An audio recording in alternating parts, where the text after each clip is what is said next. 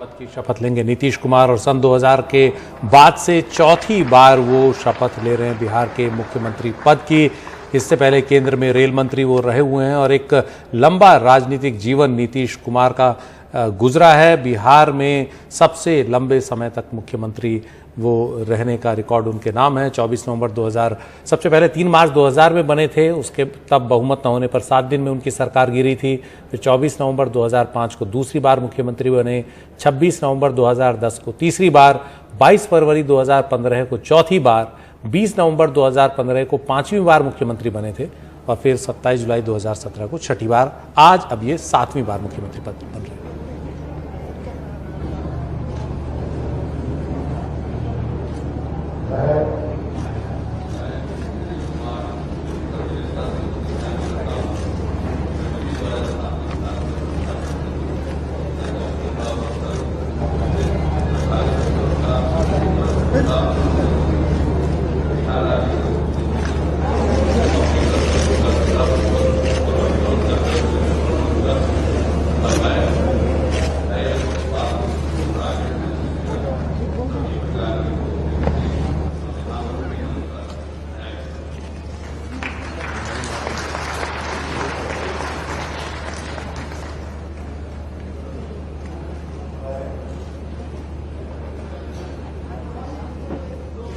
अगर देखें तो चौथी बार वो मुख्यमंत्री बन रहे हैं बिहार के, तो लगातार चौथी बार मुख्यमंत्री पद का शपथ ले रहे हैं नीतीश कुमार।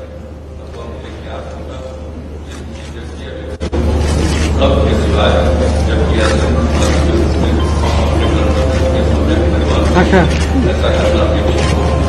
हेलो,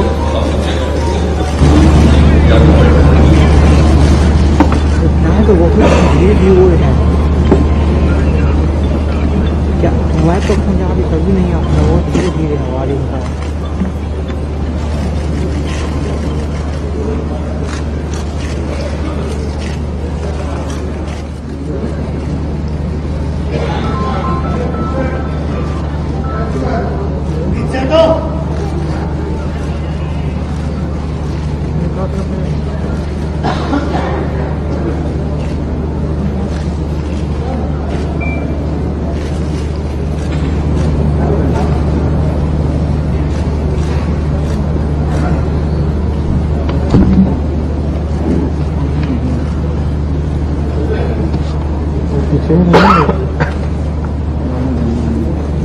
आगे आप कहाँ आगे ब्लॉक हो चुका है।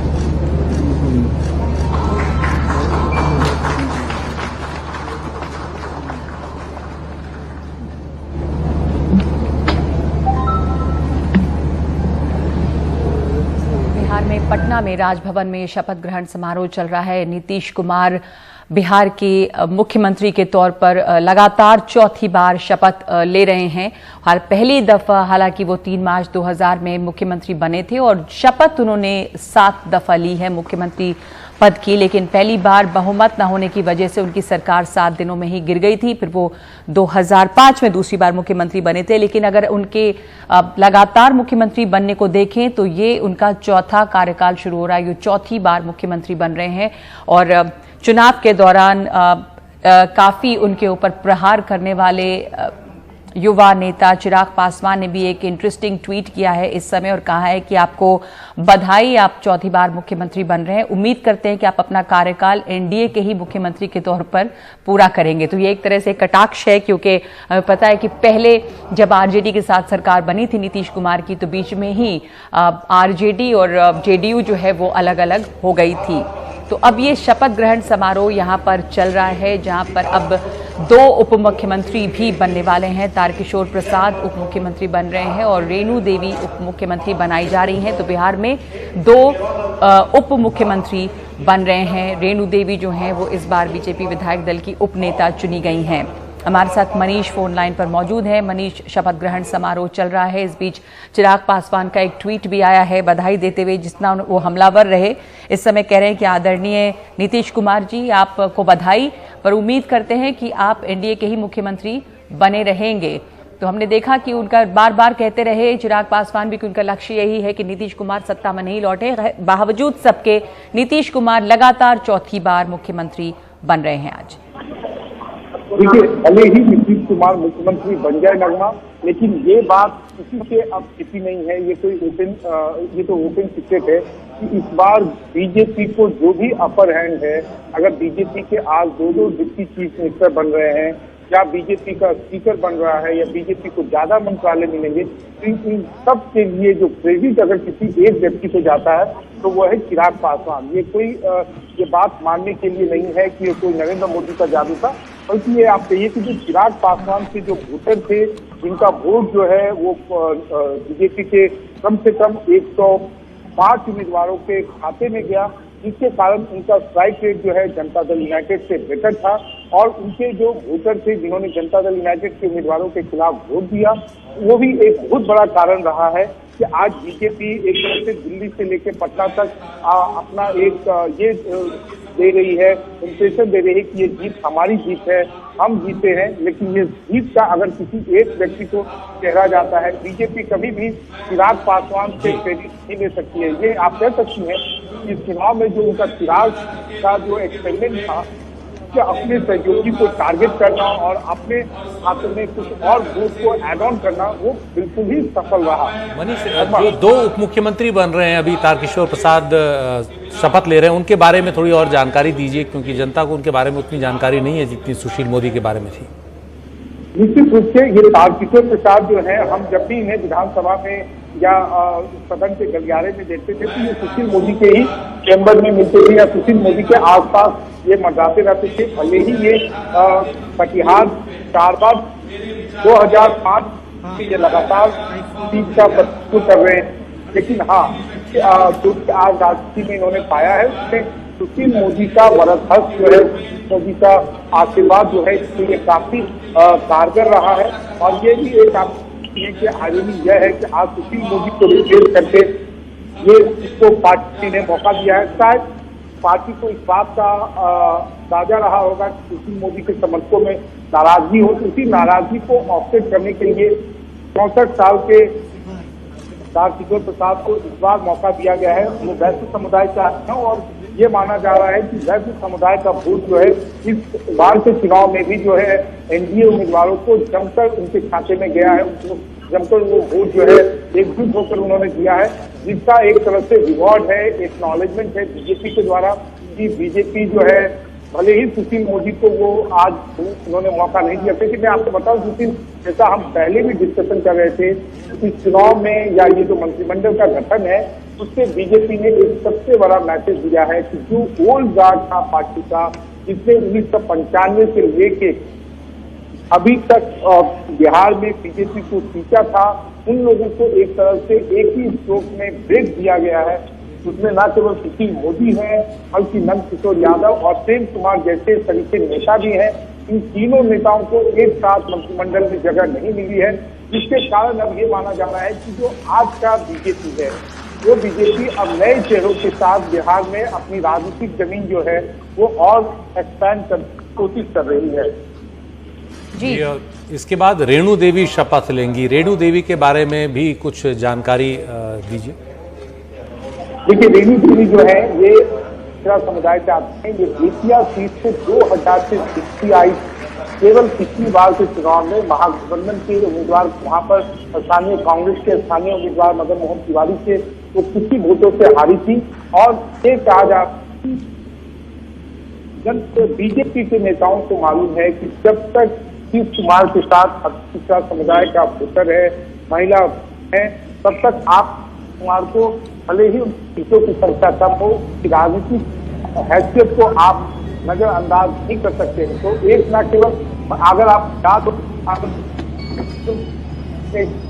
दिल्ली में कहा था कि महिला वोटर हो और साइलेंट वोटर हो, तो इसी महिला वोटर, साइलेंट वोटर और दूसरा समुदाय, ये तीनों का अगर आपको एक कॉम्बिनेशन देखना है तो आप रेणु देवी में देख सकते हैं, क्योंकि न केवल वो महिला है बल्कि वो दूसरा समुदाय से चाहते हैं। और इनका वोट जो है वो जनता दल यूनाइटेड का आप एक तरह से कह सकते हैं कि ये लोग कैप्टन वोटर रहे हैं। कारण जो है बीजेपी को आपको लाभ मिलता है। अगर आप कहेंगे कोई आज तारीख दावा करता है कि सब है वो बीजेपी के साथ ही है, ऐसा 2000 के चुनाव में नहीं देखा था कि 2017 में भी क्योंकि नीतीश कुमार उसमें लालू यादव के साथ थे, तो महागठबंधन उम्मीदवारों का आशा लाभ, जैसा मैं पहले से कह रहा हूँ, कहीं ना कहीं 2024 का 2025 की तैयारी, इसलिए आज का जो मंत्रिमंडल का गठन हुआ है उससे बीजेपी एक तरह से संकेत दे दिया है कि तो किस वर्ग के वोटों को टारगेट करना चाहता है, तो अपने साथ एकजुट रखना चाहता है। क्योंकि अगर आप देखेंगे तो आज बीजेपी की तरफ से कोई उप मुख्यमंत्री के रूप में अग्नि लोगों को जगह नहीं दी गई है। हालांकि उसके खाते से पेश मिश्रा है जो आपके विद्यालय से विधायक है, या अमरेंद्र प्रताप सिंह है। अमरेंद्र प्रताप सिंह बिहार विधानसभा के मोस्ट विधायकों से एक होंगे और उसके बारे में चर्चा थी कि शायद उन्हें विधानसभा का स्पीकर बनाया जाए, लेकिन अब ये माना जा रहा है कि ये स्पीकर का पोस्ट शायद नंदकिशोर यादव को दिया जा सकता है, क्योंकि नंदकिशोर यादव भी 1995 से एक बार भी हारे बिना अभी तक पटना साहिब से प्रचार कर रहे हैं। सुशील जी मनीष, तो रेणु देवी ने भी शपथ ले ली है उप मुख्यमंत्री के तौर पर। 2 उप मुख्यमंत्री बिहार में नीतीश कुमार के साथ हैं, दोनों ही बीजेपी कोटे से हैं। अब 5-5 मंत्री जेडीयू और 5 अन्य मंत्री बीजेपी कोटे के जो संन्यास इस समय शपथ लेंगे। और इसके अलावा हम से एक मंत्री होंगे संतोष मांझी, जो उसके अध्यक्ष जीतन राम मांझी के बेटे हैं, और वीआईपी पार्टी से उसके जो अध्यक्ष हैं वो मुकेश साहनी, वो शपथ लेंगे कुछ देर में। तो अभी ये शपथ ग्रहण समारोह चल रहा है, 2 उप मुख्यमंत्री ने शपथ ले ली है। मनीष बता रहे थे कि किस तरह से रेणु देवी का शपथ ग्रहण बहुत महत्वपूर्ण है। 2 डेप्यूटी सीएम के तौर पे महिला हैं, जिस जाति से आती हैं, उसके मद्देनज़र ये बहुत अहम कदम है। और ये कहा जा रहा है कि इस दफ़ा 2 उप मुख्यमंत्री जो बनाए गए हैं बीजेपी के कोटे से, बीजेपी इसी सरकार में, जो एनडीए की सरकार बिहार में है, उस पर अपनी पकड़ को और मजबूत कर रही है। जो पिछली सरकार में भी जेडीयू और बीजेपी की जो सरकार थी यहाँ पे, उसमें ये मामला बिल्कुल उलट था। उसमें जेडीयू हावी थी और बीजेपी उस एक छोटी पार्टी थी। लेकिन इस दफ़ा बिहार में जो सरकार है उसमें बीजेपी की पकड़ और ज़्यादा मजबूत हुई है। और यही यहाँ पे शपथ ग्रहण समारोह के दौरान भी दिखेगा। जो बंटवारे भी हुए हैं, 2 डेप्यूटी चीफ मिनिस्टर्स बनाए गए हैं बीजेपी के कोटे से। हमारे साथ हमारे तमाम मेहमान भी इस वक्त मौजूद हैं, तो उनके पास भी हम चलेंगे एक एक करके। शपथ ग्रहण समारोह चल रहा है। हमारे साथ कन्हैया बिलारी भी हैं, हमारे साथ नवीन उपाध्याय भी मौजूद हैं, और इस दफ़ा जो आशीष रंजन भी हमारे साथ हैं। आशीष जी, हम चर्चा कर रहे हैं कि बीजेपी की पकड़ इस दफ़ा पिछली बार जिस तरह की सरकार थी या जो स्वरूप था उससे बिल्कुल उलट है। और ये अभी आप देख रहे हैं कि विजय चौधरी जो जेडीयू से हैं वो इस वक्त शपथ ले रहे हैं। तो जैसा अभी आपको सुशील ने बताया भी था कि जेडीयू से भी 5 मंत्री जो है वो शपथ ले रहे हैं, और इसके अलावा बीजेपी से 5 मंत्री शपथ लेंगे, वीआईपी पार्टी से 1 और हम से 1। तो ये अभी विजय चौधरी शपथ ले रहे हैं। और इस दफ़ा बीजेपी की जो पकड़ है बिहार सरकार में, या बीजेपी की जो मौजूदगी है, वो ज़्यादा नज़र आएगी। आशीष जी, देखिए, ये निसंदेह आएगी। और एक चीज और बताऊं, मुझे जहां तक लगता है टेक्निकल पार्ट ही वो है कि अभी तो 15 ही मिनिस्टर शपथ ग्रहण दे रहे हैं, लेकिन इसका एक्सपेंशन होगा, क्योंकि 2003 में जो 91st अमेंडमेंट आया था, जिसको मिनी कॉन्स्टिट्यूशनल अमेंडमेंट भी कहा जाता है, उसमें मंत्रिमंडल का विस्तार 15% कर दिया गया था। तो उस अनुसार देखें तो करीब 36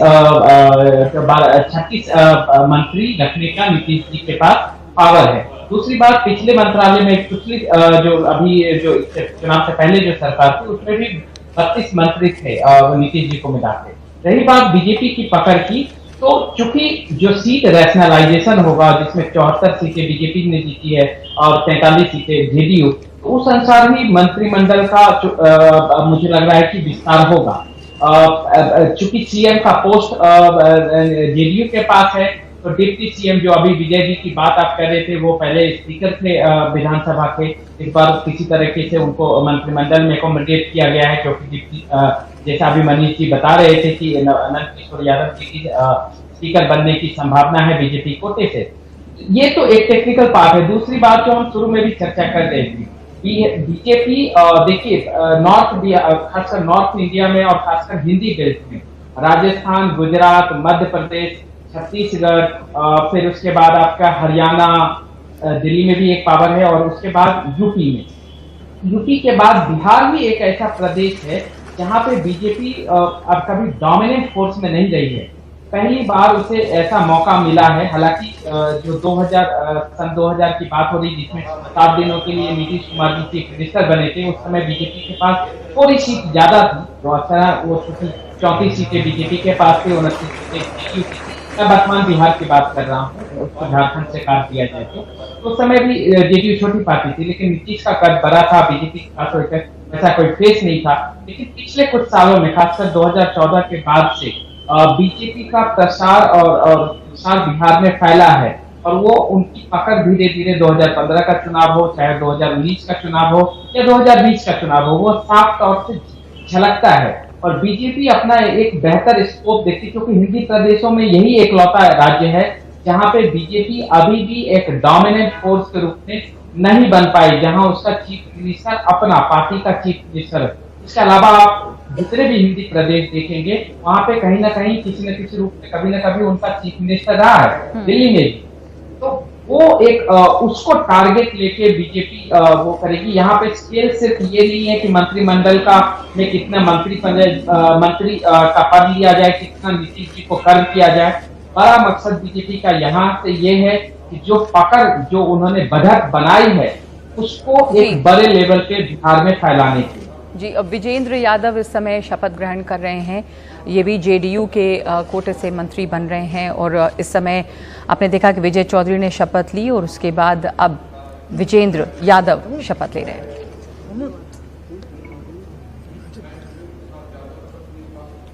हमारे सहयोगी मनीष कुमार हमारे साथ हैं। मनीष, वीआईपी पार्टी और हम पार्टी से एक ही मंत्री बन रहे हैं, क्या कुछ शर्तें लगाई इन दोनों दलों ने इस मंत्रिमंडल में शामिल होने से पहले?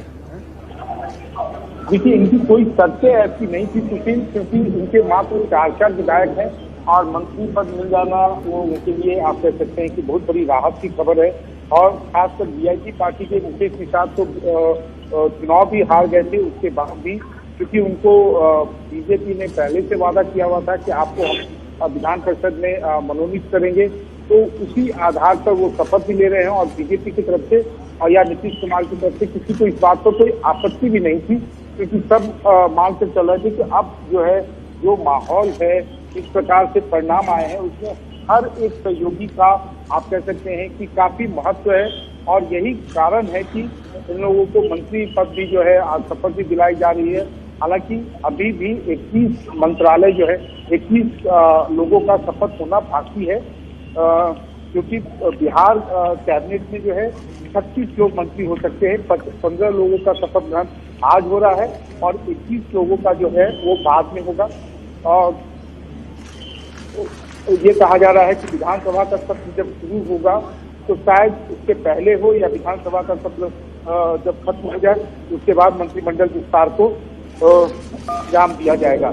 लेकिन हाँ, दोनों इस बार का जो कैबिनेट होगा उसमें एक बात साफ है कि बीजेपी के मंत्रियों की संख्या जो है वो जनता दल यूनाइटेड के मंत्रियों के अनुपात में ज्यादा होगी और कई सारे महत्वपूर्ण विभाग जो अब तक जेडीयू के पास होते थे वो अब बीजेपी के पास, बीजेपी के खाते में भी जाएंगे।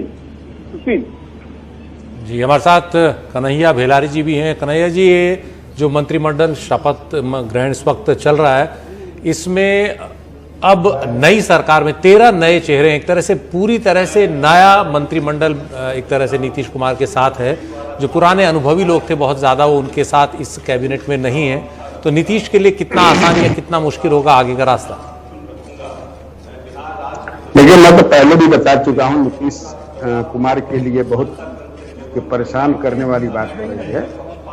लेकिन तब है कि वो कितना दबाव में काम करते हैं ये भी देखना होगा। आप शुरू से ही देख रहे हैं कि अब वो समझ भी रहे हैं कि कैसे भाजपा जो है उनका काट छांट कर रही है। बाहर से भी एक दुश्मन चिराग पासवान के रूप में रख दिया, अंदर से भी काट रही है पूरा। मैंने पहले भी बताया था कि आप फील्ड में घूमने पे भाजपा के जो भी सदस्य थे वो कहते थे कि हम लोग को तिरंगा का वोट नहीं देना है। तो वो भी इस बात को समझ रहे हैं और कितना दिन। लेकिन तब है कि एक बात है, मैं मानूंगा नीतीश कुमार को क्रेडिट देना चाहूंगा इसके लिए कि अपोजिशन भी उन्हीं को घेर रहा है सहयोगी भी दृश्य रूप से अदृश्य रूप से दोनों तरफ से घेर रहा है, इसके बावजूद भी वो चुनाव में जीत गए और मुख्यमंत्री बने।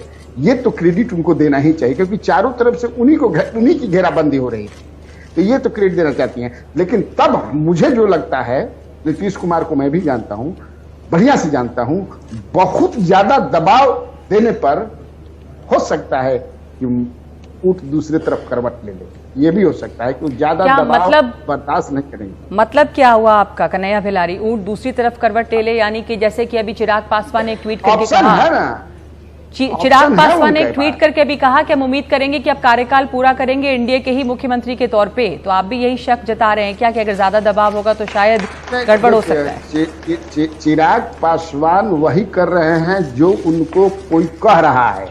आपने देखा कि अश्वनी चौबे जी का बयान परसों, कल ही बयान उनका आया है कि अगर हमारे साथ चिराग पासवान होते तो हम 2/3 मेजॉरिटी से जीते। और पूछा गया कि इनको मंत्रिमंडल में आप शामिल, तो प्रधानमंत्री जी का मंत्रिमंडल प्रेरोगेटिव होता है, लेकिन इनको एनडीए में रहना चाहिए, जैसे जेडीयू वाले मांग कर रहे हैं कि इनको निकालिए, क्योंकि हमारे सारे गणित को इन्होंने फेल करा दिया। तो इस चीज को समझने की जरूरत है। जी, तो विजय चौधरी ने शपथ ले ली है, अशोक चौधरी ने शपथ ले ली है, और इस समय एक एक करके जो जेडीयू के कोटे से मंत्री बन रहे हैं वो शपथ ले रहे हैं। 15 आज शपथ ग्रहण होना है, लेकिन जैसा कि अभी हमारे के पैनलिस्ट कह रहे थे आशीष रंजन के, इसका विस्तार भी जल्दी ही होगा। और इस समय हम देख रहे हैं कि एक और शपथ ग्रहण इस समय हो रहा है जेडीयू के ही कोटे से। ये बात जरूर है कि इस दफा जो तस्वीर है इस सरकार की वो बिल्कुल अलग है पिछली सरकार से, पिछली जो एनडीए सरकार बिहार में रही, क्योंकि इस बार ये मेवालाल चौधरी हैं जो शपथ ले रहे हैं इस समय जेडीयू के कोटे से। और इस बार बीजेपी को जितनी संख्या में सीटें आई हैं, और जैसा अभी कन्हैया भिलारी कह रहे थे कि नीतीश कुमार पर चारों तरफ से दबाव है, दृश्य अदृश्य, सहयोगी भी विपक्ष भी, बावजूद उसके ये क्रेडिट तो है कि वो फिर भी इस स्थिति में रहे कि वो मुख्यमंत्री बन रहे हैं। नवीन उपाध्याय जी, आपका क्या इसके ऊपर कमेंट है कि नीतीश कुमार तमाम हमले झेल रहे हैं सहयोगियों से भी, मतलब जैसा बार बार कहा जा रहा है कि चिराग पासवान को इसी के लिए खड़ा किया गया ताकि उनका वो वोट काटे, बावजूद इसके वो मुख्यमंत्री बनते हैं। चौथी दफा मुख्यमंत्री पद का उन्होंने शपथ लिया। नीतीश कुमार की ताकत जो है वो क्या रही है बिहार में कि उनको मुख्यमंत्री बनाना मजबूरी है इस बार भी? देखिए, ये तो स्पष्ट है कि बीजेपी की मजबूरी है कि नीतीश कुमार को बनाया जाए। मेरी जो जानकारी है, नीतीश कुमार काफी आहत है जिस तरीके से चिराग पासवान को बीजेपी ने फील्ड किया। ऑब्वियस है, अब ये कहने में ये जर्नलिस्ट हमको कोई शक सुबह नहीं है कि ये बीजेपी का प्रॉक्सी गेम खेल रहे थे चिराग पासवान और नीतीश कुमार, और उनके जो सहयोगी है पार्टी के अंदर वो पूरी तरीके से इस बात को समझ गए हैं और नीतीश कुमार काफी आहत है। कन्हैया भिलारी ने जो कहा कि नीतीश कुमार पर अगर बहुत प्रेशर डाला जाएगा तो वो शिफ्ट भी कर सकते हैं अपना लॉयल्टी और अलायंस, उसमें हमको कोई अतिशयोक्ति नहीं दिखाई दे रही। इस बात को पहले भी मैंने मेंशन किया कि आप आगे आने वाले दिनों में बिहार की राजनीति पर लोगों को क्लोज वॉच रखने की जरूरत है, क्योंकि मेरी जो जानकारी है आने वाले दिनों में, अभी नहीं, इमीडिएटली नहीं, 6 महीना 8 महीना नहीं, लेकिन आप देखिएगा 2024 के इलेक्शन 2022 तक मेरा अपना मानना है कि बिहार की राजनीति में फिर भूचाल आ सकता है, क्योंकि नीतीश कुमार ऐसे व्यक्ति नहीं है कि वो बीजेपी उनको अपने एक सेकंड रैंक लीडर की तरह ट्रीट कर सकती है। और देखिए, दूसरी चीज जो होने वाली है, इस कैबिनेट फॉर्मेशन के बाद नीतीश कुमार के लिए चैलेंज भी बढ़ने वाले हैं, क्योंकि उनके पार्टी के अंदर जो है काफी आक्रोश होगा, क्योंकि काफी लोग मंत्री नहीं बन पाएंगे, और क्योंकि मंत्री उनके पास उनके कोटे से केवल 12-13 मंत्री बन सकते हैं, तो उस आक्रोश को भी झेलना काफी उनके लिए बड़ा चैलेंज होगा। और हर कदम पर आप देखिएगा वेफर-थीन मेजोरिटी है, तरह तरह के पूछ प्रेशर रहेंगे। आप ये वीआईपी थे, उनके प्रेसिडेंट बन गए मंत्री, और उनके जो लोग जीते हुए विधायक है वो कुछ नहीं बन पाए। ये नेचुरल है कि देखिए, ये गठबंधन जो है इसमें काफी तनाव रहेगा, और नीतीश कुमार आने वाले दिनों में क्या स्टैंड लेते हैं ये देखने की जरूरत होगी, क्योंकि ये तो बहुत स्मूथली, अगर आप हम नहीं मानते कि बहुत स्मूथली चलने वाला है ये। तो मनीष भी हमारे साथ जुड़े हुए हैं। मनीष, अभी कन्हैया बिलारी इस बारे में इशारा कर रहे थे कि अगर बहुत ज्यादा दबाव पड़ता है तो दूसरी करवट भी बैठ सकता है, आप कैसे देखते हैं इसे? देखिए, मुझे मालूम है कि नीतीश कुमार के ऊपर दबाव है। ऐसा भी नहीं है कि नीतीश कुमार के लोग जो हैं अगर ये मांग कर रहे हैं कि चिराग पासवान के खिलाफ कार्रवाई होनी चाहिए, तो बीजेपी से कार्रवाई की मांग ऐसे ही है नगमा कि आप अपने जो कातिल है जिसने आपका कत्ल करने का प्रयास किया, आप उसी के इंसाफ की मांग कर रहे हो। तो जो भी चिराग पासवान ने किया वो साफ साफ दिख रहा है कि बीजेपी का उनको बैकअप प्राप्त था और वो उन्होंने बीजेपी को फायदा पहुंचाया और जनता दल यूनाइटेड को नुकसान पहुंचाया। ये जो चुनाव था ये अपने आप में बड़ा यूनिक चुनाव था, जहां बीजेपी जो है जनता दल यूनाइटेड के साथ 3 सहयोगी थे, बीजेपी थी, वीआईपी पार्टी थी, हम थी, और बीजेपी के साथ में 5 सहयोगी थे। उनके साथ चिराग पासवान का भी वोट था, साथ ही साथ जो उपेंद्र कुशवाहा और बीएसपी या ओवैसी का जो दल था, अगर आप देखेंगे कि जिन सीटों पर बीजेपी जीती है वहां पर उपेंद्र कुशवाहा का जो गठबंधन था उसने महागठबंधन के उम्मीदवारों के वोट काटे। तो बीजेपी का जो ये पूरा चुनावी प्रबंधन था वो किसी भी सहयोगी को रास नहीं आएगा, खासकर नीतीश कुमार जैसे व्यक्ति को तो कभी नहीं।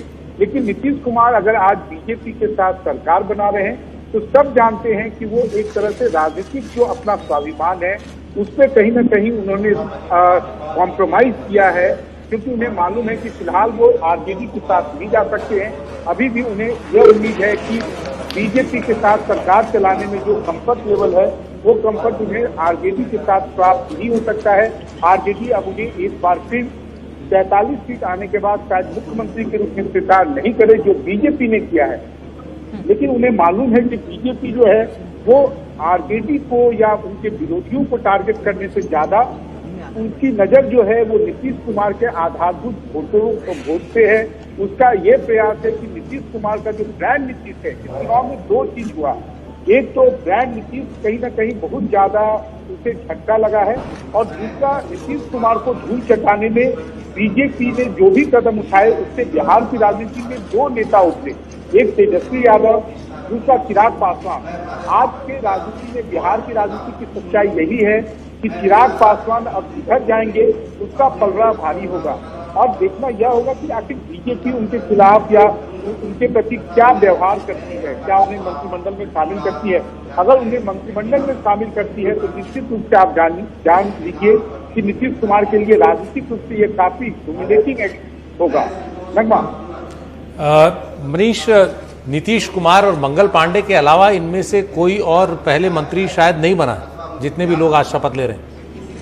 नहीं, इसमें मंगल पांडे, इसमें अमरेंद्र प्रताप सिंह मंत्री रहे हैं, रेणु देवी मंत्री रही है, और जनता दल यूनाइटेड की तरफ से आप जितेंद्र यादव पहले भी मंत्री रहे हैं, तो ऐसा बात ये। लेकिन हाँ, जो आज का आप मंडल देख रहे हैं तो बीजेपी की ओर से 2 भी मंत्री बने हैं, उसमें एक मंगल पांडे हैं और अमरेंद्र प्रताप सिंह और रेणु देवी हैं, जिनका मंत्रिमंडल का अनुभव है।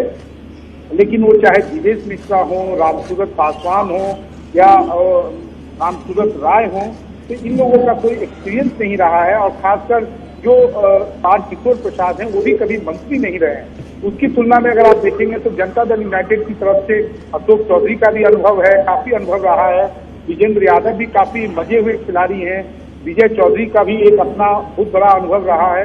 उनके यहाँ से केवल एक शीला मंडल जो है वो एक आप कह सकती हैं कि हाँ, वो एक पहली बार विधायक चुनी गई और पहली बार उन्हें मंत्रिमंडल में शामिल होने का मौका मिला जी।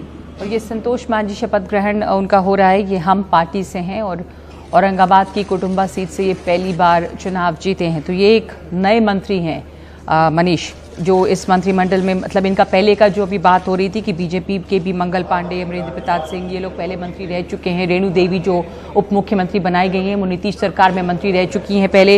ये हम पार्टी से जो संतोष मांझी हैं ये पहली दफा मंत्री बन रहे हैं।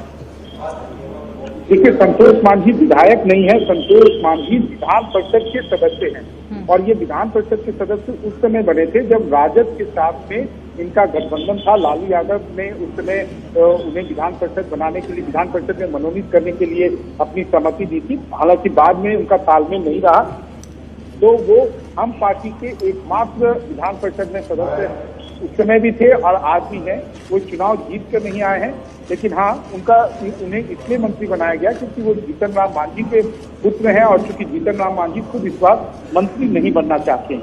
धन्यवाद। और जब मंत्रिमंडल का बंटवारा होगा, विभागों का बंटवारा होगा, तो सुशील मोदी के पास वित्त मंत्रालय रहता था और अहम विभाग रहते थे। इस बार कैसे मंत्रिमंडल बांटे जाएंगे? देखिए, मंत्रिमंडल में कुछ यहाँ पर पैरामीटर पहले से चल रहा था और देखना यह है कि जैसे वित्त विभाग, उनके पास सबसे इम्पोर्टेंट वित्त विभाग होता था, लेकिन अभी जो सबसे बड़ी सबकी निगाहें इस बात पर टिकी हुई है कि जो मुख्यमंत्री नीतीश कुमार के पास कार्मिक होता था, कार्मिक विभाग, जिससे कि आप सारे IAS ऑफिसर या एडमिनिस्ट्रेटिव ऑफिसर्स का ट्रांसफर पोस्टिंग करने का आपके पास पावर होता है, और साथ ही साथ होम डिपार्टमेंट, जिससे कि आप सारे जिले के SP या जो DSP या और भी पुलिस विभाग से संबंधित जितने अधिकारियों का आप ट्रांसफर पोस्टिंग करते हैं, ये दोनों विभाग, इसमें से क्या नीतीश कुमार, क्योंकि बीजेपी ने ये मांग रखी है कि 3 विभाग उन्हें दिया जाए, नीतीश कुमार ये मांग आखिर मानते हैं या नहीं मानते हैं, इसके ऊपर सब कुछ टिका हुआ है। क्योंकि इससे बहुत हद तक जो है ये भी डिफाइन करेगा कि नीतीश कुमार की नई भूमिका क्या होगी, या क्या वो सिमट जाएंगे, या आखिरकार बीजेपी उनको अभी भी इस बात के लिए तैयार होती है कि वो होम और जो ये कार्मिक है, पर्सनल डिपार्टमेंट है, दोनों उन्हीं के पास रहने दिया जाए। सुशील। मुकेश सहनी है, वीआईपी पार्टी के इस समय शपथ ग्रहण कर रहे हैं वीआईपी पार्टी के मुकेश सहनी भी, तो 5 JDU और 5 बीजेपी से इस समय मंत्री शपथ ले रहे हैं। और हम से संतोष मांझी ने शपथ लिया है और वीआईपी पार्टी से मुकेश सहनी शपथ ले रहे हैं। 2 उप मुख्यमंत्री बनाए गए हैं, तारकिशोर प्रसाद जिन्होंने शपथ ली बीजेपी से, रेणु देवी भी बीजेपी की हैं। तो इस दफा महिला चेहरा जो मंत्रिमंडल में अभी तक है वो शीला मंडल का है, और उसके अलावा उप मुख्यमंत्री जो बनाई गई हैं रेणु देवी, तो ये 2 महिलाएं इस मंत्रिमंडल में, इस सरकार में नजर आएंगी। मंत्रिमंडल में मंत्री जो बनाए जा रही हैं उसमें से शीला मंडल है। तो इसका विस्तार होगा इस मंत्रिमंडल का, एक एक करके मंत्री शपथ ले रहे हैं। हम आपको बता दें कि इस दफा बीजेपी की चूंकि बहुत अच्छा प्रदर्शन रहा है और बीजेपी ने ज़्यादा सीटें जीती हैं, इस गृह मंत्री अमित शाह भी इस शपथ ग्रहण में शामिल होने के लिए बिहार पहुंचे हैं, और साथ साथ बीजेपी अध्यक्ष JP नड्डा वहां मौजूद हैं, जिनकी भूमिका बहुत अहम मानी जा रही है इस जीत में। बीजेपी ने जो जीत हासिल की है, जिस तरह की शानदार जीत हासिल की है बिहार चुनाव में, और नीतीश कुमार 4थी दफ़ा मुख्यमंत्री पद की शपथ ले चुके हैं, लेकिन इस दफ़ा सरकार का स्वरूप जो है वो अलग है और बीजेपी इस सरकार में हावी है। तो 15 सदस्यों के इस मंत्रिमंडल में 2 महिला मंत्री हैं। हमारे साथ हमारे मेहमान भी हैं। आशीष, हम आपसे जानना चाहेंगे, 2 महिलाओं को मंत्री बनाया नीतीश कुमार ने, और चुनाव से पहले काफ़ी इस बात को लेकर अटकलें लग रही थी कि महिलाएं इस बार नीतीश कुमार को वोट देंगी या नहीं। शराबबंदी उनकी नाकाम रही, पहले शराबबंदी को लेकर नीतीश को काफ़ी वोट महिलाओं के मिले थे। कैसा इस बार महिलाओं ने वोट किया नीतीश के पक्ष या खिलाफ? देखिए सुशील जी, एक आपके इस सवाल से पहले मैं एक सवाल का जवाब देना चाहूंगा जो नगमा जी पहले बातचीत कर रही थी, जिसका जिक्र बार बार आ रहा है कि क्या इस बार बीजेपी नीतीश कुमार को पूरा दबोच के रखेंगी, पूरा उनको कंट्रोल में रखेंगी। लेकिन इस सवाल को थोड़ा सा उलट करके देखिए, क्या बीजेपी के पास ऐसा मौका है, ऐसा कोई फेस है जो इस समय जो बिहार की सिचुएशन है, जो आपके सवाल से जुड़ा हुआ है, शराबबंदी के बाद जो रेवेन्यू में कमी आई है, GST का भी प्रॉब्लम चल रहा है, दूसरी बात जो नियोजित शिक्षक है उनकी प्रॉब्लम चल रही है, मतलब कई सारे ऐसे प्रॉब्लम है। क्या ऐसा कोई बीजेपी ऐसा कोई कदम उठा सकती, किसी को ऐसे आगे प्रमोट कर सकती है जो ये जो एक क्राइसिस अभी बिहार झेल रहा है उसका समाधान कर पाए या उसको हैंडल कर पाए बेहतर तरीके से। तो मुझे लग रहा है कि नीतीश बाकी जो मंत्रिमंडल बीजेपी जो बाकी मंत्रिमंडल और उस सब के थ्रू नीतीश जी के ऊपर एक प्रेशर बना रही है। उससे बड़ा प्रेशर ये है कि नीतीश जी को ये कह रही है कि जो आपकी एग्जिस्टिंग प्रॉब्लम है उसको अब आप कैसे हैंडल करेंगे, वो देखने वाली बात है। रही बात दूसरी, अब जो आपकी सवाल है वो महिलाओं के लिए, देखिए जो 2005 में जब नीतीश कुमार के मुख्यमंत्री बने थे तो 2-3 इनिशिएटिव उसके बाद एक उन्होंने बहुत ही एक कहें कि ट्रांसफॉर्मेटिव वे में हुए। 2006 में उन्होंने पंचायती राज एक्ट में संशोधन किया, 50% रिजर्वेशन लागू कर दिया विमेन के लिए लोकल पंचायतों के लेवल पे, लोकल गवर्नेंस के इलेक्शंस में। उससे एक विमेन एम्पावरमेंट हुआ। उसी समय स्कूल्स में जो बालिकाओं के लिए साइकिल योजना, छात्रवृत्ति योजना, पोशाक योजना, एक के बाद एक से एक जो नई पीढ़ी है महिलाओं की, वो जो उस समय स्कूल में जा रही थी वो अब बड़े हो गए। और इस तरीके से महिला वोटर के बीच में नीतीश कुमार जी की एक अच्छी पकड़ थी और अच्छी पकड़ रही है, और शराबबंदी के बाद और थोड़ी बढ़ी थी। लेकिन ये कई सारे रिपोर्ट आए कि शराबबंदी जो है एक तरीके से असफल प्रयोग रहा और उसमें ब्लैक मार्केटिंग बहुत ज्यादा हुई। इससे महिलाएं थोड़ी दुखी भी थी। और ये जो इस बार के चुनाव में जो अब आप देखेंगे दूसरे और तीसरे चरण में जहां पे एनडीए का परफॉर्मेंस बेहतर रहा है और तीसरे चरण में तो ऑलरेडी वो स्विप कर गई एनडीए, उसमें महिला वोटर की जो टर्नआउट है उसमें पुरुष के मुकाबले काफी इजाफा था। तीसरे फेज में तो 11% का डिफरेंस था, महिलाओं ने ज्यादा पार्टिसिपेट किया। ये एक अलग क्रिटिकल सवाल है कि क्या सभी उन जो बढ़े हुए महिलाएं थे उस सबने नीतीश जी के और एनडीए को वोट किया या नहीं, वो एक टेक्निकल सवाल है जिसका समाधान अभी जिसका सोल्यूशन अभी हमारे पास जवाब डायरेक्ट हमारे पास नहीं है। लेकिन ये बात सही है कि महिलाओं के मन में नीतीश जी के प्रति, उनके शासन के प्रति, चाहे वो लॉ एंड ऑर्डर का मामला हो, चाहे विमेन एम्पावरमेंट का बात हो, इसकी वजह से महिलाओं में एक सॉफ्ट कॉर्नर है नीतीश जी के प्रति। जी, और तेजस्वी यादव जो इस शपथ ग्रहण समारोह में आज शामिल नहीं हुए, उनका ट्वीट अंततः आ गया। नीतीश कुमार को बधाई दे रहे हैं, लेकिन साथ ही एक तरह से व्यंग्य भी है उनका। लिख रहे हैं कि आदरणीय श्री नीतीश कुमार जी को मुख्यमंत्री मनोनीत होने पर शुभकामनाएं।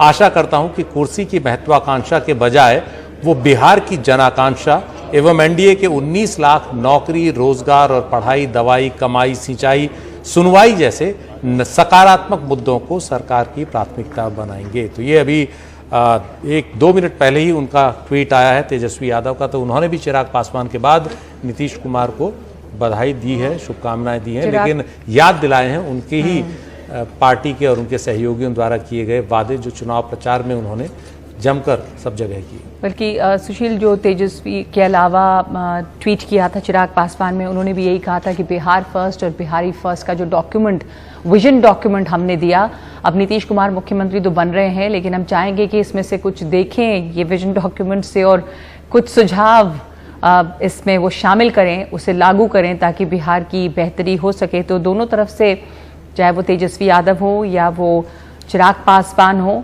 कटाक्ष बधाई के साथ साथ आ गया है। लेकिन बहरहाल तमाम अड़चनों के बावजूद नीतीश कुमार चौथी दफा, एक रिकॉर्ड है ये, चौथी दफा ये मुख्यमंत्री पद की शपथ ले चुके हैं। और ये आशंका तमाम जानकार जता रहे हैं कि चूंकि इस बार मामला अलग है, चूंकि इस बार बड़े भाई की भूमिका में बीजेपी है और नीतीश कुमार का स्वभाव बहुत ज़्यादा दबाव के अंदर काम नहीं कर सकते हैं वो, इस तरह की आशंका जताई जा रही है। तो ये भी खतरा नवीन उपाध्याय बना हुआ है कि क्या ये सरकार अपना कार्यकाल इस रूप में पूरा कर पाएगी, ऐसी आशा और उम्मीद तमाम लोग करेंगे। लेकिन नीतीश कुमार को, उनकी राजनीति को, उनकी स्वभाव को आप लोग लंबे समय से देख रहे हैं, जान रहे हैं। अब जिस स्वरूप में भी ये सरकार है, आपको क्या लगता है? देखिए, अभी इमीडिएटली तो कोई खतरा इस सरकार पर नहीं रहेगा।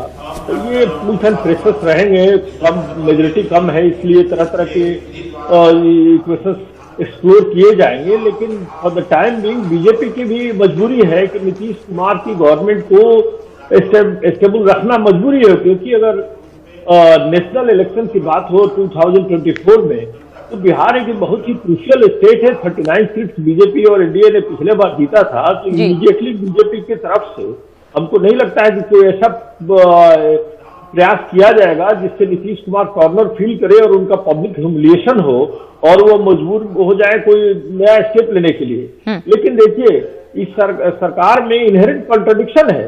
नीतीश कुमार 25 सालों से 20 सालों से वो बिहार के सबसे बड़े कद्दावर नेता हैं और ये स्पष्ट रूप से दिखाई दे रहा है कि वो एक बहुत ही असहाय चीफ मिनिस्टर के रूप में उनकी भूमिका दिखाई दे रही है। तो आने वाले दिनों में अगर बीजेपी ने अपने आप को और मजबूत करने की कोशिश की नीतीश कुमार के कॉस्ट पर, तो नीतीश कुमार डेफिनेटली कोई ऑप्शन एक्सप्लोर कर सकते हैं। मेरा मानना है कि अगले 2 साल तक तो इस गवर्नमेंट को कोई प्रॉब्लम नहीं होगा, लेकिन जो मेरी समझ है और जो मेरी जानकारी है नीतीश कुमार के करीब के जो लोग हैं उनसे बात करने के बाद, कि देखिए आने वाले ये 2024 के इलेक्शन के पहले आप मान के चलिए कि उसमें नीतीश कुमार तब वो उनके लिए, क्योंकि जो नवीन उपाध्याय जी जो एनडीए में जिस तरह के एक सेकंड, देखिए जिस तरीके से उनको ह्यूमिलिएट किया गया है इस बार, और नीतीश कुमार को हम जानते हैं कि नीतीश कुमार ह्यूमिलिएशन नहीं बर्दाश्त करते, वो अपना रिवेंज लेते हैं। वो रिवेंज का टाइम उनके लिए कब आएगा? आज उनको इलेक्शन के दौरान उनको बैक स्टैब किया गया है, तो वो समय आएगा 2024 में। तो इसलिए मेरा मानना है कि 2023 में आप वॉच कीजिए नीतीश कुमार क्या करते हैं। भाई आप भी साफ कह रहे हैं कि उन्हें बैक स्टैब किया गया है, इसमें कोई शक व शुबा नहीं है। वो जानते हैं इस बात को, उन्होंने अपने जो क्लोज के लोग हैं उनसे शेयर किया है इस बात को, क्योंकि वो काफी आहत है।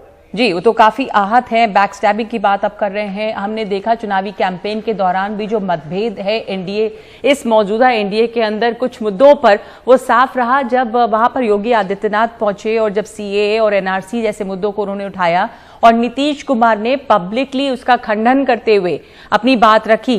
तो ये भी दिखता है कि आगे आने वाले दिनों में अगर इस तरह की विचारधारा हावी होती है या बीजेपी हावी रहती है, नीतीश कुमार के लिए ये मुश्किल खड़ी रहेगी, हमेशा ये दुविधा रहेगी। देखिए, नीतीश कुमार हमेशा करप्शन, कम्युनलिज्म, ये जो इशू रहे हैं जिन पर उन्होंने बहुत ही स्ट्रॉन्ग स्टैंड लिया है हमेशा। और अगर आप देखिएगा तो 4 साल पहले रामनवमी का जो सेलिब्रेशन था उसके दौरान बीजेपी के कैडर पर उन्होंने किस तरीके से उन्होंने एक्शन लिया था, तो कुछ मुद्दों पर वो कभी कंप्रोमाइज नहीं करते हैं और इस गवर्नमेंट में ये मुद्दे हावी रहेंगे आने वाले दिनों में। तो यही बड़ा सवाल है कि क्या ये स्थिति में रहेंगे? आशीष रंजन, आपको लगता है कि जिन मुद्दों पर वो कॉम्प्रोमाइज नहीं करते हैं, अब जो उनकी स्थिति है उनके लिए ये फैसले लेना, इस तरह के कड़े फैसले लेना मुश्किल होगा?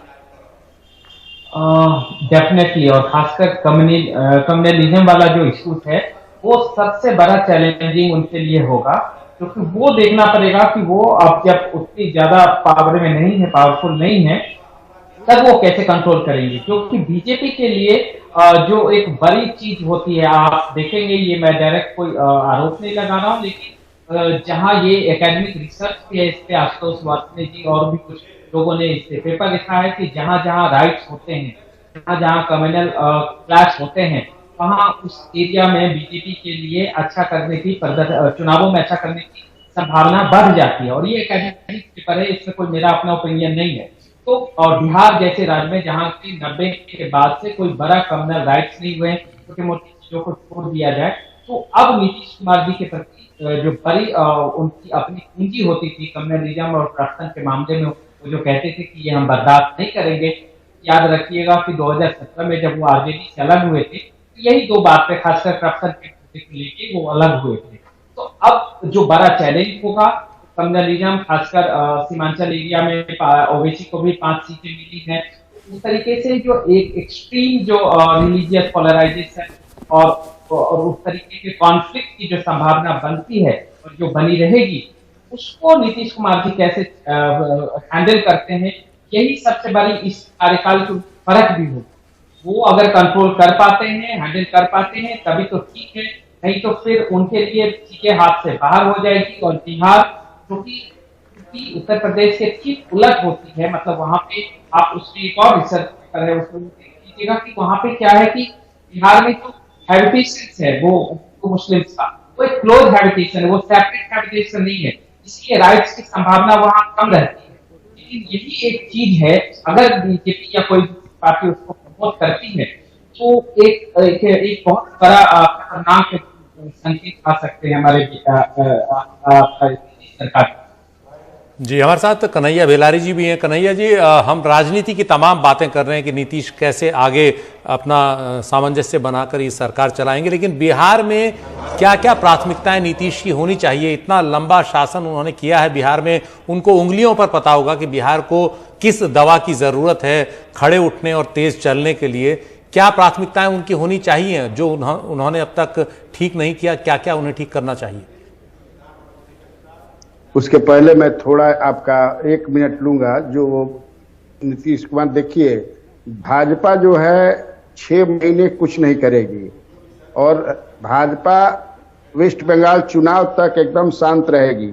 अभी अगर इसी बीच चिराग पासवान को ये लोग कैबिनेट में लेते हैं, आप देखिए 50 भाजपा के लोगों को चिराग पासवान ने टिकट दिया था और सारे 50 जो हैं रिटर्न होने के लिए व्याकुल हैं। उनको बोला गया है, मैं अंदर की बात आपको बता रहा हूं, अंदर की बात है, वेट कीजिए, सबको लिया जाएगा, सबको लिया जाएगा। तो ये सब जब होगा तो ये कितना ह्यूमिलिएशन होगा नीतीश कुमार का। भाजपा भी चाहती है जो राजनीतिक भूकंप लाने में जल्दबाजी में नहीं है।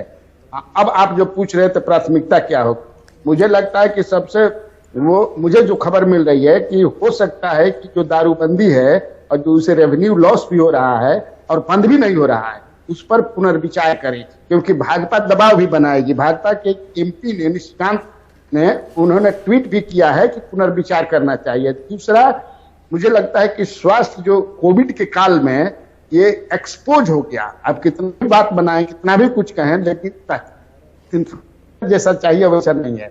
उस पर मुझे लगता है कि सरकार, और सबसे बड़ा लॉ एंड ऑर्डर भी, जो 5 साल का इनका लॉ एंड ऑर्डर था, मुझे उनका कोई एक आदमी मुझे कहा था कि बहुत वो चिंतित हैं और कहते हैं कि इस बार जो मेरी सरकार होगी वो 5 साल वाली जो सरकार होगी, जो 5 से 10 वाली थी। लेकिन तब क्या बीजेपी ये क्रेडिट लेने देगी, उनको ये भी देखना होता है। रोजगार जो सबसे बड़ा मुद्दा तेजस्वी यादव ने उठाया और जिसे लेकर काफी खींचतान भी हुई एनडीए और महागठबंधन के बीच में, और नीतीश कुमार को काफी मजाक का भी पात्र बनाने की कोशिश की गई। रोजगार की क्या स्थिति है बिहार में? किस तरह से रोजगार मिलेगा युवाओं को? कहां से रोजगार मिलेगा? रोजगार है ही नहीं, तो फैक्ट्री है ना। तो जो 19 लाख की बात हुई थी, जब 19 लाख की बात तो एनडीए ने की थी, जब तेजस्वी यादव ने 10 लाख गिना दिया कि कैसे वो देंगे, तो एनडीए ने 19 लाख नौकरी रोजगार की बात की थी। तो वो क्या आप मानेंगे सिर्फ बयानबाजी थी वो? अरे वही बयानबाजी थी जिसे 2014 में किसी ने दिया था, उसी तरह की बयानबाजी है। कहां से देंगे 19 लाख रुपया? जैसे एक आदमी ने दिया था कि 2 करोड़ देंगे हर साल, वही है। कहां से देंगे? ये नहीं दे सकते हैं, पैसा मुहैया नहीं है, बहुत परेशानी है, नहीं दे पाएंगे। लेकिन एक कार्ड चाहिए था कि तेजस्वी ने कह दिया तो एक कार्ड देना था, तो कार्ड उन्होंने दे दिया। मतलब ये सरासर सिर्फ एक बयानबाजी, एक जुमला था, आप मान रहे हैं इस बात को? हमारे साथ बने रहिए। शपथ ग्रहण समारोह जो है वो समाप्त हो चुका है और इस समय तमाम लोग उसके बाद हमारे सहयोगी मनीष कुमार हमारे साथ बने हुए। मनीष, नीतीश सरकार के मंत्रिमंडल ने शपथ ले ली है, अब नीतीश एक बार फिर उड़ान भरने को तैयार हैं। इस बार क्या उनकी प्राथमिकताएं होंगी?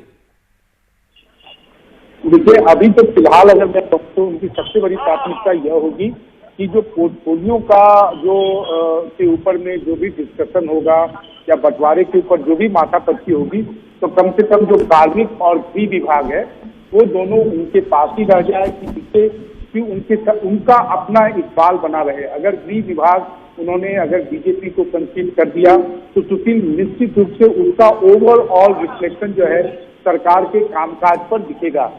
हालांकि मुझे ये बताया गया है कि महाराष्ट्र में जो देवेंद्र फडणवीस है, जो बिहार के इंचार्ज, इलेक्शन इंचार्ज हैं, उन्होंने महाराष्ट्र का एग्जाम्पल दिया है कि वहां पर कांग्रेस और एनसीपी की जब सरकार थी तो ये गृह विभाग जो है हमेशा एनसीपी के पास, या अगर आपको याद हो तो आला पाटिल गृह मंत्री होते थे। लेकिन बिहार में ऐसी स्थिति कभी बनी नहीं, क्योंकि बीजेपी और जेडीयू के बीच में सीटों का फासला काफी होता था और जो बीजेपी का केंद्रीय नेतृत्व होता रहा है अमित शाह, नरेंद्र मोदी के पहले, वो कभी भी नीतीश कुमार को नाराज नहीं करना चाहता था और नीतीश कुमार जो भी कहते थे उसे मान लिया जाता था। लेकिन आज परिस्थितियां बदल गई हैं, राजनीतिक रूप से न केवल वो संख्या बल में कम है, बल्कि अब अमित शाह और नरेंद्र मोदी की ये बीजेपी है जो बहुत ज्यादा इमोशन से काम नहीं करती।